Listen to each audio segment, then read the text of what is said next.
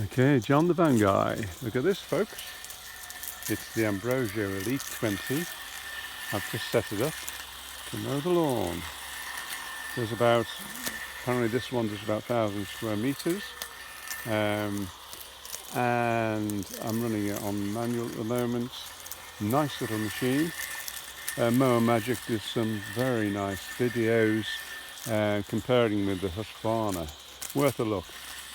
I've got this on demo, and I've got the Plus coming, which is a slightly covers a slightly bigger area. But I've got this running now. It works brilliantly. Right, there she goes. It just tends to run in circles. The reason, apparently it runs randomly, got GPS, doesn't cover the same area twice, at least in the same direction. The idea is to avoid making tracks or wheel runs. That's why it runs like that. And runs for about, on a single charge, which takes about an hour. It runs 2 hours, and then it'll find its way back to the base station using the perimeter wire. Now the perimeter wire, this is what I found. You can try pinning it down with no less than 1 meter apart, but I found a good way to do it and avoid it being chomped up by the mower is to set it. You can't go further than 2 inches deep, but I used a carbide disc on an angle grinder. A carbide disc, yeah, and it worked brilliantly. And when you've got that attached to the angle grinder, you'll find a 5-inch one will give you, allowing for the weight of the machine, will give you about 1 inch depth cut. And you can drag it along, use a straight edge to drag along one of these straight areas. You can see the groove in the soil. There be some of it. Every now and again put a few pegs. I did try initially just lying it on the top, but the only way you can get that to work if you scratch right down to the earth, you've got to, which takes forever. It's all right with a small lawn if you're doing that, or you can make a channel with a spade, but this would take forever. So with an angle grinder, carbide disc, try it. You'll see them advertise the discs, and the 5-inch one works well, and it gives you 1 inch depth cut. So there she is. Now this working well around the garden, does its circles, and it must have been running for about 1.5 hours now, so it's probably coming to the end of its charge. When it's down to a certain percentage, it'll work its way back to the perimeter wire and then work its way back to the station. We'll leave it playing up here. This is the mid part of the garden. I've got it all as sort of one area. It's 930 about square meters. Always best to go for one which does more than you've actually got, so I've been told. The idea is so you get an overall even cut. You need the blade high.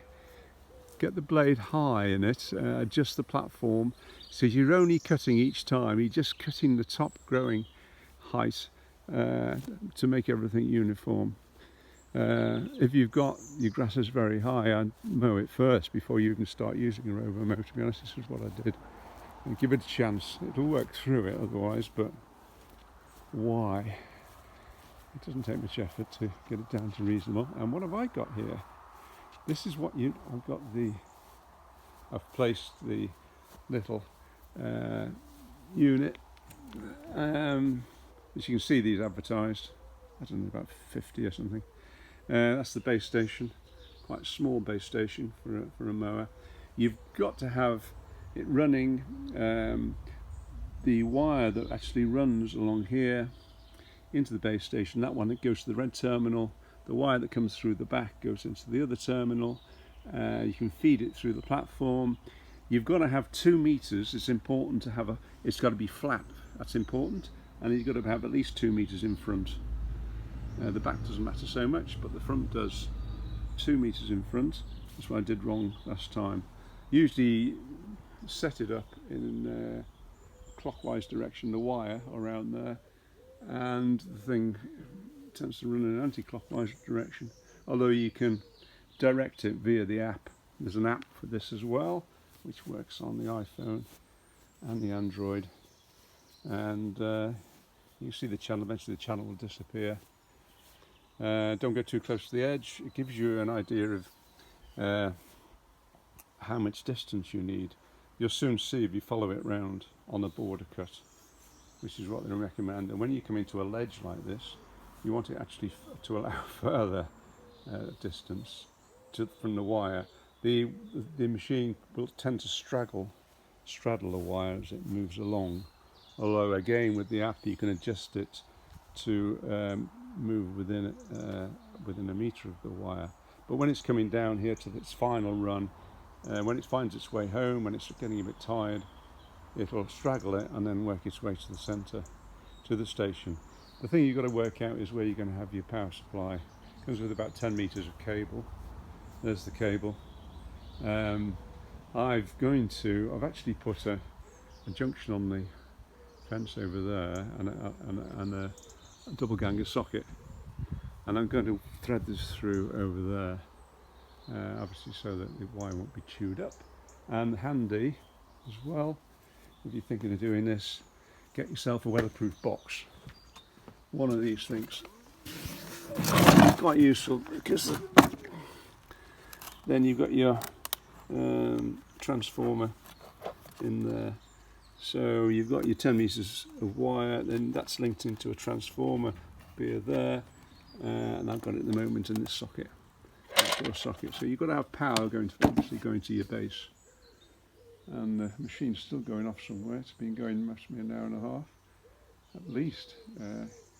So I've just put that up today. That it just keeps the sun off it and the worst of the weather. Apparently not necessary, but I think it's a good idea for the machine.